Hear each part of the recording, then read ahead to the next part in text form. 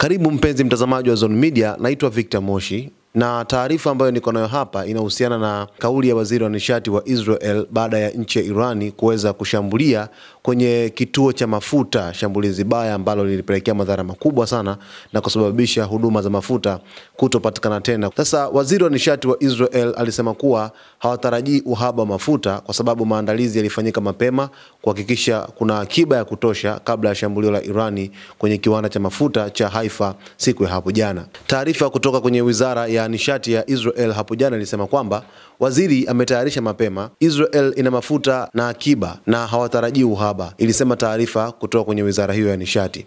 Licha ya uharibifu kwenye kiwanda cha mafuta cha Haifa, hakitakuwa na ugumu wa kusambaza mafuta kwa kampuni. Wafanyakazi watatu wa kampuni ya mafuta ya Bazan waliuawa mapema Jumatatu katika shambulio la Irani, kampuni ilisema katika taarifa ya bodi soko la hisa la Tel Aviv. Kampuni ya Bazan yenye makao yake Haifa, ambayo inajitangaza kuwa moja ya makampuni makubwa na magumu zaidi ya nishati nchini Israel, ilielezea uharibifu na vifo vya wafanyakazi wake katika taarifa hiyo.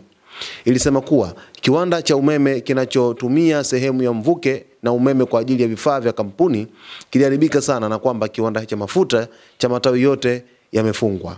Milipuko ilionekana katika mji wa pwani wa Haifa ambapo majengo yaliharibiwa na miundombinu kuchoma moto baada ya Israel kusema kuwa Irani ilizindua mfululizo mwingine wa makombora mapema siku ya Jumatatu. Siku ya Jumatatu ni siku ngumu sana kwa Israel kwa sababu ilipokea pigo kubwa kutoka kwa nchi ya Irani baada ya kushambulia kiwanda cha mafuta katika mji wa Haifa.